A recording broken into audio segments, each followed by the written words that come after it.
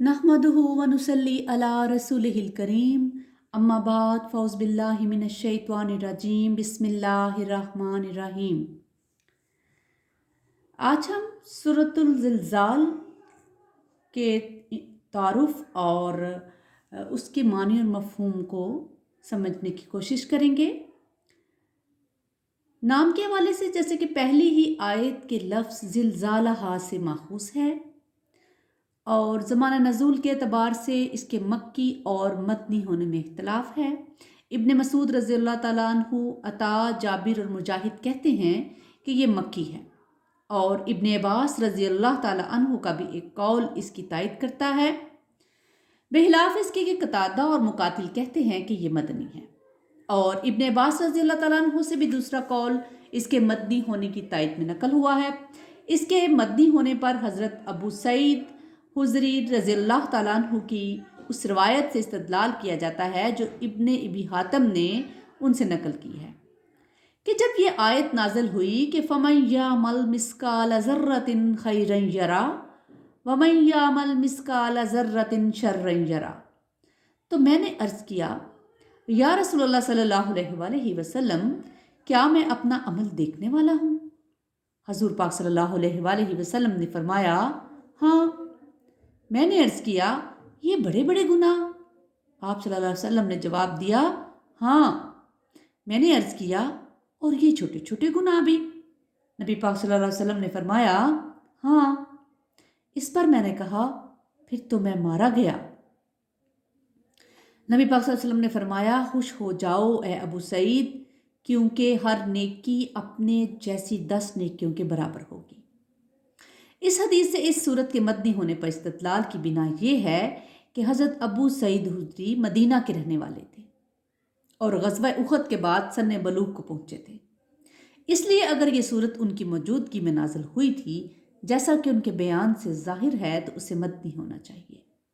लेकिन सहाबा रज़ियल्लाहु ताला अन्हुमा और ताबईन रहमतुल्लाह अलैह का जो तरीक़ा आयात और सूरतों की शान नज़ूल के बारे में था, उसकी तशरीह जो है हम हर सूरत में तकरीबन कर चुके हैं।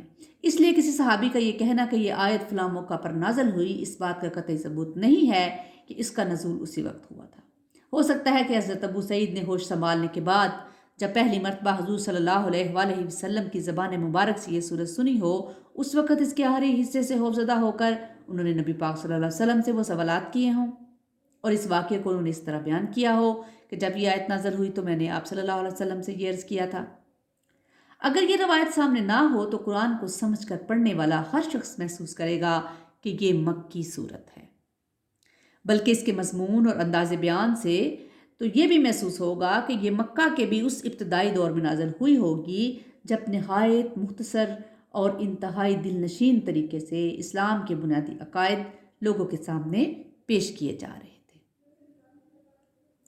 इस सूरत का मौजू मौत के बाद दूसरी ज़िंदगी और उसमें उन सब अमाल का पूरा कच्चा चिट्ठा इंसान के सामने आ जाना है जो उसने दुनिया में किए थे। सबसे पहले 3 मुख्तसर फ़िक्रों में ये बताया गया कि मौत के बाद दूसरी ज़िंदगी किस तरह वाक़या होगी और वो इंसान के लिए कैसी अजीब और हैरान कुन होगी। फिर 2 फ़िक्रों में बताया गया कि यही ज़मीन जिस पर रहकर इंसान ने बेफिक्री के साथ हर तरह के अमाल किए हैं और जिसके मुतल्लिक कभी उसके वहम गुमान में भी ये बात नहीं आई होगी कि ये बेजान चीज़ किसी वक्त उसके अमाल और अफ़वाल की गवाही देगी। उस रोज़ अल्लाह ताला के हुक्म से बोल पड़ेगी और एक एक इंसान के मुतल्लिक ये बयान कर देगी कि किस वक्त कहाँ उसने क्या काम किया था। इसके बाद फरमाया गया है कि उस दिन ज़मीन के गोशे गोशे से इंसान ग्रोह दर ग्रोह अपने मरकज़ों से निकल निकल कर आएंगे ताकि उनके अमाल उनको दिखाए जाएं और अमाल की ये पेशी ऐसी मुकम्मल और मुफस्सिल होगी कि कोई ज़र्रा बराबर नेकी या बदी भी ऐसी ना रह जाएगी जो सामने ना आ जाएगी। अब हम इसके मानी और मफ़हूम को समझने की कोशिश करते हैं। बिस्मिल्लाहिर्रहमानिर्रहीम, शुरू अल्लाह के नाम से जो बड़ा मेहरबान निहायत रहम वाला है। इज़ा ज़ुल्ज़िलतिल अर्ज़ु ज़िलज़ालहा, जब पूरी ज़मीन झंझोड़ दी जाएगी, यानी اس کا مطلب یہ ہے کہ جب زمین پوری طرح جھنجھوڑ دی جائے، یعنی سخت بچال سے ساری زمین لرز اٹھے گی اور ہر چیز ٹوٹ پھوٹ جائے گی، یہ اس وقت ہوگا جب پہلا نفخہ پھونکا جائے گا۔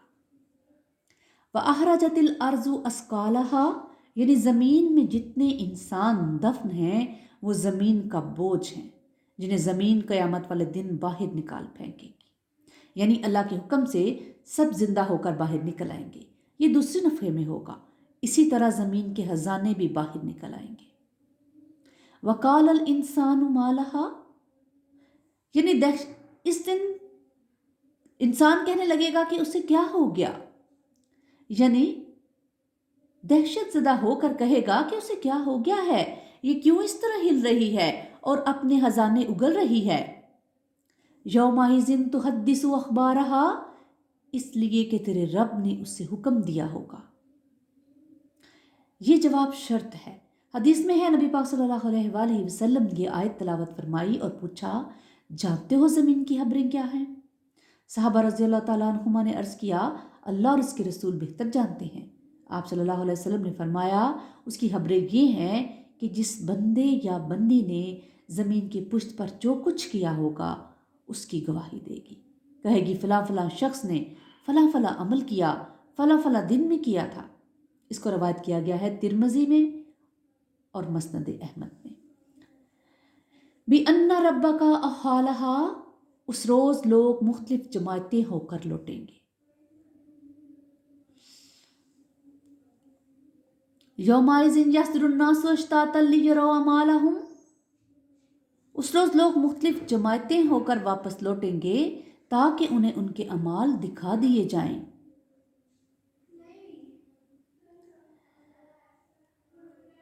فَمَن يَعْمَلْ مِثْقَالَ ذَرَّةٍ خَيْرًا يَرَهُ، پس جس نے ذرا برابر نیکی کی ہوگی وہ اسے دیکھ لے گا، اور وَمَن يَعْمَلْ مِثْقَالَ ذَرَّةٍ شَرًّا يَرَهُ، اور جس نے ذرا برابر برائی کی ہوگی وہ اسے دیکھ لے گا۔ یعنی اس میں زمین کو یہ قوت گویائی اللہ پاک عطا فرمائے گا، اس لیے اس میں کوئی حیران ہونے والی یا تعجب والی بات نہیں ہے۔ جس طرح انسانی اعضاء میں اللہ تعالیٰ یہ قوت پیدا فرما دے گا، زمین کو بھی اللہ پاک متکلم بنا دے گا اور وہ اللہ ذوالجلال والاکرام کے حکم سے بولے گی۔ یاسدرو جو ہے یہ ورود کی ضد ہے، یعنی قبروں سے نکل کر موقف حساب کی طرف یا حساب کے بعد جنت اور دوزخ کی طرف لوٹیں گے۔ اور اشتاتن متفرق، یعنی ٹولیاں ٹولیاں، بعض بے خوف ہوں گے، بعض خوف زدہ ہوں گے، بعض کے رنگ سفید ہوں گے جیسے جنتیوں کے ہوں گے، اور بعض کے رنگ سیاہ جو ان کے جہنمی ہونے کی علامت ہوں گے۔ بعض کا رخ دائیں جانب ہوگا تو بعض کا بائیں جانب، یا یہ کہ مختلف گروہ ادیان اور مذاہب اور اعمال و افعال کی بنیاد پر ہوں گے۔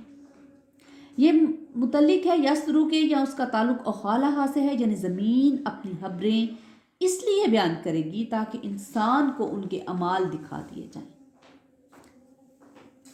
پس وہ اس سے خوش ہوگا، اور جو اس پر سخت پشیمان اور مضطرب ہوگا، یعنی ذرہ جو ہے بعض کے نزدیک چونٹی سے بھی چھوٹی چیز ہے، اور بعض اہل لغت کہتے ہیں کہ انسان زمین پر ہاتھ مارتا ہے، اس سے اس کے ہاتھ پر جو مٹی لگ جاتی ہے وہ ذرہ ہے۔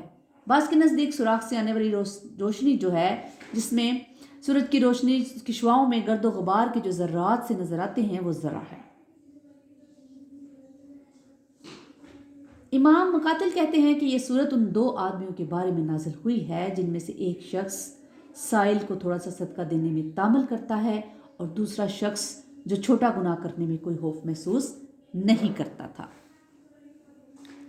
بہرحال اس سورت میں انسان کو ایک بہت اہم حقیقت پر متنبہ کیا گیا ہے، اور وہ یہ ہے کہ ہر چھوٹی سے چھوٹی نیکی بھی اپنا ایک وزن اور اپنی ایک قدر رکھتی ہے، اور یہی حال بدی کا بھی ہے کہ چھوٹی سی چھوٹی بدی بھی حساب میں آنے والی چیز ہے، یوں ہی نظر انداز کر دینے والی چیز نہیں ہے۔ اس لیے کسی چھوٹی نیکی کو چھوٹا سمجھ کر اسے چھوڑنا نہیں چاہیے، کیونکہ ایسی بہت سی نیکیاں مل کر اللہ تعالیٰ کے حساب میں ایک بہت بڑی نیکی قرار پا سکتی ہیں، اور کسی چھوٹی سے چھوٹی بدی کا ارتکاب بھی نہ کرنا چاہیے، کیونکہ اس طرح کے بہت سے چھوٹے گناہ مل کر گناہوں کا ایک انبار بن سکتے ہیں۔ یہی بات ہے جس کو متعدد احادیث میں نبی پاک صلی اللہ علیہ وسلم نے ارشاد فرمایا ہے۔ بخاری اور مسلم میں حضرت عدی بن حاتم رضی اللہ تعالیٰ عنہ سے یہ روایت منقول ہے کہ نبی پاک صلی اللہ علیہ وآلہ وسلم نے فرمایا، دوزخ کی آگ سے بچو، ہاں وہ کھجور کا ایک ٹکڑا دینے یا ایک اچھی بات کہنے ہی کے ذریعے سے ہو۔ انہیں سے ایک صحیح روایت میں حضور صلی اللہ علیہ وسلم کا یہ قول نقل ہوا ہے کہ کسی نیک کام کو بھی حقیر نہ سمجھو، ہاں وہ کسی پانی مانگنے والے کے برتن میں ایک ڈول ڈال دینا ہو، یا یہی نیکی ہو کہ تم اپنے کسی بھائی سے ہندہ پیشانی کے ساتھ ملو۔ بخاری میں حضرت ابو ہریرہ رضی اللہ تعالیٰ عنہ کی روایت ہے کہ حضور پاک صلی اللہ علیہ وآلہ وسلم نے عورتوں کو خطاب کر کے فرمایا، اے مسلمان عورتوں، کوئی پڑوسن اپنی پڑوسن کے ہاں کوئی چیز بیچنے کو حقیر نہ سمجھے، ہاں وہ بکری کا ایک کھر ہی کیوں نہ ہو۔ مسند احمد، نسائی اور ابن ماجہ میں اس کو منقول کیا گیا ہے۔ اسی طرح سے مسند احمد میں حضرت عائشہ رضی اللہ عنہ کی روایت ہے کہ حضور پاک صلی اللہ علیہ وسلم فرمایا کرتے ہیں، اے عائشہ، ان گناہوں سے بچی رہنا جن کو چھوٹا سمجھا جاتا ہے، کیونکہ اللہ کے ہاں ان کی پرستش بھی ہونی ہے، اس کے بارے میں بھی پوچھا جائے گا، اس کی پرستش بھی ہوگی۔ مسند احمد میں حضرت عبداللہ بن مسعود کا بیان ہے کہ حضور پاک صلی اللہ علیہ وآلہ وسلم نے فرمایا، خبردار، چھوٹے گناہوں سے بچ کر رہنا، کیونکہ وہ سب آدمی پر جمع ہو جائیں گے یہاں تک کہ اسے ہلاک کر دیں گے۔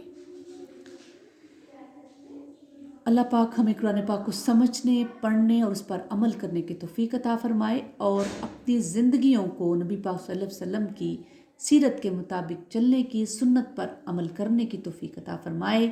ربنا تقبل منا انک انت السمیع العلیم وتب علینا انک انت التواب الرحیم۔ سبحان ربک رب العزۃ عما یصفون وسلام علی المرسلین والحمد للہ رب العالمین۔